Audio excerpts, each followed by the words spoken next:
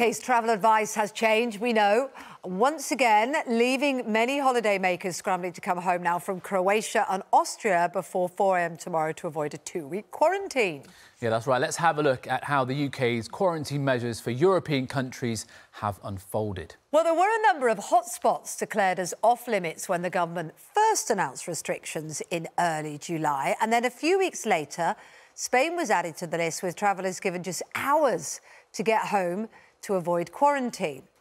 Then Luxembourg was then added, and then Belgium and Andorra. Other countries, including France and the Netherlands, were added a few days later. And now the government has added Croatia and Austria, but Portugal has been removed. Well, joining us now is travel writer Simon Corder in central London, and in Croatia, holidaymakers Elle Mitchell, Jenny Dock and her son Cass. Let's come to Jenny and Cass first of all, and Elle as well. Good to see all of you this morning. You are right there, aren't you, in the thick of it in Croatia. What are you going to do? Are you trying to try and get a flight home as quickly as possible to avoid that quarantine, or face up to it? We decided to stay. Right. Out here, we don't want to go home early. I mean, can you work from home? How will you quarantine when you get back? And I understand Cass is starting secondary school and he's going to miss the first week. I mean, that's not the best news to hear, especially as kids have missed so much school anyway. Mm-hmm. So, yeah, we're both lucky in that we can both work from home, both work remotely. Cass was year 6 last year, so he did manage to get in for 6 weeks or so at the end, which he really enjoyed. Goes into secondary school. So, yeah, it's unfortunate he's going to miss the first week. But he's a bright boy, he'll catch up. I'm not worried about it. Cass, how old are you? I'm 11. So you're 11, right. I guess pretty much most 11-year-olds will be quite happy to have a bit more time at home, wouldn't they, than get back into school, or were you rather looking forward to it? I'm looking forward to it. Yeah. Oh, this is such a nuisance for you, isn't it? Did you have any sense when you headed off to get some sunshine in Croatia that... were you worried that this might happen? Had you thought about it? Yeah, we knew it was on the cards. It was a possibility. Jen's here for 2 weeks. I'm only here for 1.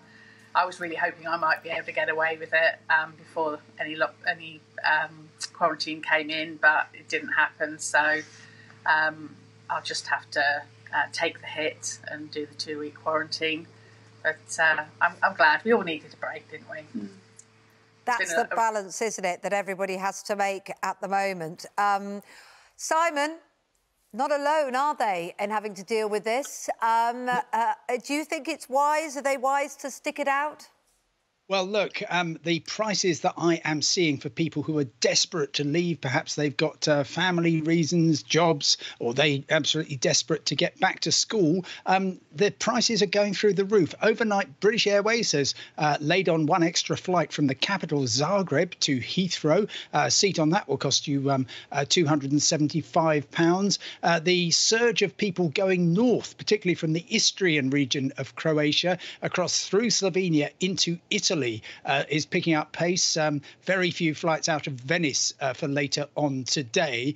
And if you are going to go online and try and find a connecting flight, well, you're going to be paying probably hundreds of pounds. And please, whatever you do, don't go via Paris or Amsterdam, because if you do, you will then be liable for quarantine when you get back. An absolute muddle. And bizarrely, from Portugal to the UK, the flights are going to be almost empty today, because anybody who gets back from Portugal before 4 a.m. has to do the full 2 weeks of self-isolation, as opposed to people who get back from tomorrow morning onwards. And I expect the planes to be completely full with people who have wisely postponed their return home.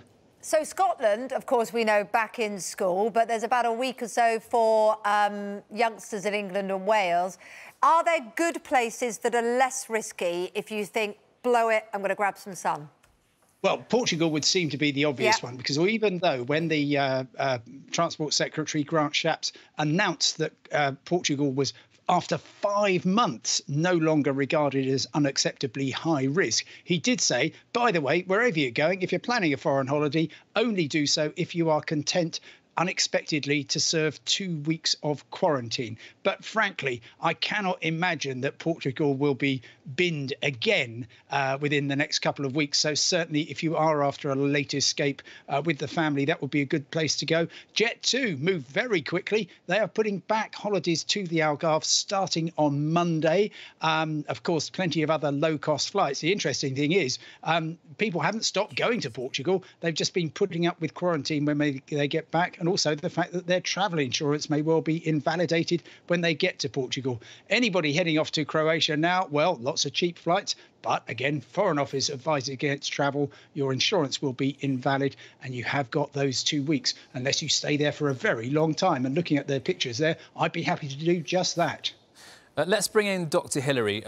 Grant Shapps, the Transport Secretary, wants to see a testing system in place. He's just said this, but he says the reality of it is actually going to be much more difficult, Dr. Hillary. How hard is it going to be? Well, it is going to be difficult. You can test people as they arrive, but of course you miss a lot of asymptomatic carriers of the disease. If you test again 5 to 8 days later, that's all very well. You'll pick up 85 to 96% of cases. But then, of course, if it takes 2 days to get the results, it's 10 days after you've arrived back, so you'll only cut your quarantine period down by about 4 days. So it's not the game changer that some people are making it out to be. Yeah, Hillary. Oh, OK. Hillary, I think your mic might have slightly dropped off, but we can still hear your words of wisdom. So this is Heathrow, where the new setup is, which they haven't actually given the approval to, but that's what you're talking about, isn't it, Hillary? The hope of this testing when you land, which might give you the opportunity, you know, to actually reduce your quarantine. That's if right. you find in one of those countries. Yeah. Yeah, I'm sorry about that. I had trouble with my microphone there.